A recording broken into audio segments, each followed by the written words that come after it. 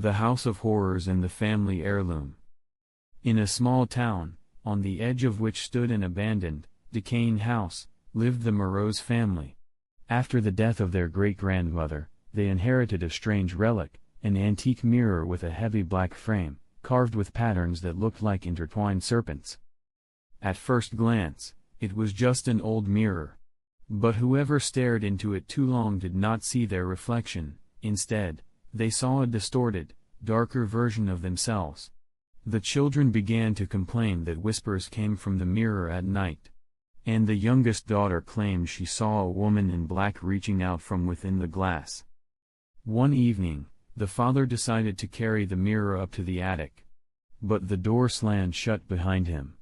The family heard his desperate cries, and when they finally broke the door down, the attic was empty, except for the mirror.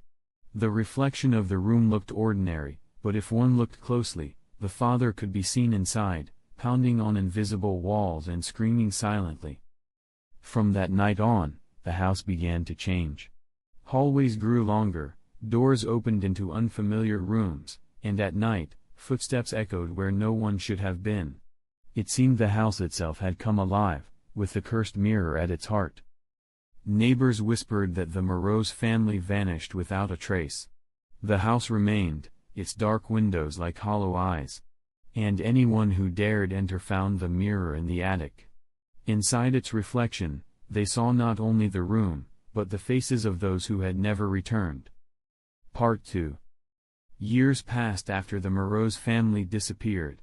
The house stood forgotten, swallowed by weeds, yet faint candlelight still flickered from its windows at night. Some claimed they heard children laughing, others swore they heard screams that rose into shrill cries. One day, a young woman named Lilia arrived in town. She was a distant relative of the Moreau's family. Among her late mother's belongings, she found an old letter speaking of a family curse and a mirror that held the souls of those who stared into it too long. Lilia felt compelled to uncover the truth. Inside, the house seemed frozen in time. The dining table was set, dusty plates still in place, chairs pushed back as if the family had just risen and walked away. But the silence was heavy, pressing on her like unseen eyes. In the attic, she found the mirror.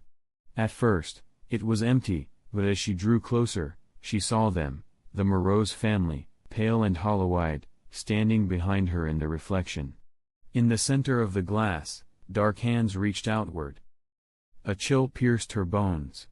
The mirror wasn't just showing her an image, it was calling to her. And perhaps, it was offering a way inside. Before she could look away, her reflection began moving on its own. Her double raised a hand and smiled with a terrifying grin. Then came the whisper, "You are next." Part 3. Lilia staggered back, but the mirror rippled like water. Muffled screams echoed from inside, dozens of voices blending into a terrible chorus.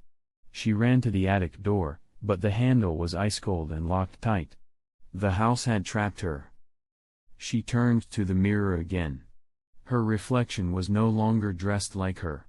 It now wore an old black gown, lace like a funeral shroud, its eyes burning with dark fire. "Why me?" Lilia whispered. "Because you are blood of our blood," the reflection answered without moving its lips. "Only an heir can complete the bargain." The mirror flashed with visions of the past, the great-grandmother, clutching the mirror during a strange ritual. She spoke words, binding something unseen. The mirror was not decoration, it was a gate, a prison for sacrificed souls, traded for the family's fortune. Each generation paid the price, someone was taken inside. Now it was Lilia's turn.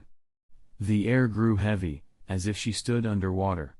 The mirror began pulling everything toward it, dust, cobwebs, even light. An unseen force dragged her closer. She clung to the doorframe, but the cries inside became louder, rising into a chant. "Stay with us." Then she noticed something strange. In the corner of the mirror, where the reflection was faintest, a small key shimmered. An old, ornate key, hidden as if for those who dared to look deeper.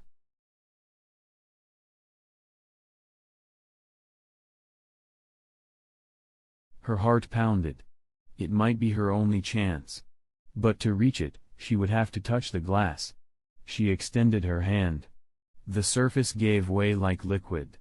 Her fingers slipped inside, and instantly her double grabbed her wrist, pulling her into the darkness. Part 4. The cold grip was crushing, as if her bones would snap. The mirror swallowed her arm, then her shoulder. She fought, thrashing against the pull, but the darkness only grew stronger. Suddenly, the house shuddered like thunder striking the earth.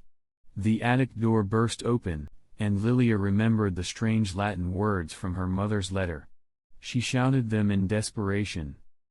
The darkness screamed. The mirror quaked, and her double loosened its hold. Lilia snatched the glowing key and tore herself free, collapsing to the floor. Cracks spread across the mirror's surface. From within, voices cried out, and among them she recognized her father's. "Don't break it. If you do, we'll be lost forever." Tears streamed down her face. She stood frozen, destroy the mirror and perhaps free herself, but lose her family forever. Or leave it intact, and seal her own fate. Then she noticed something else. Hidden in the dark carvings of the frame was a keyhole. Her hands trembled.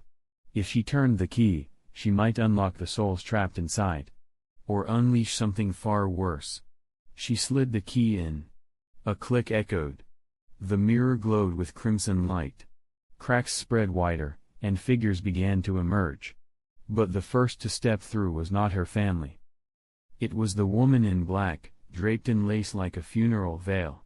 The same figure seen in childhood nightmares. She smiled, baring teeth sharp as broken glass. "Thank you, child. You have set us free." More shadows spilled out behind her. And in that instant, Lilia realized she had not opened a door for her family, she had opened a portal. The house shook violently. The lights went out. The mirror was no longer a prison. It was a gateway.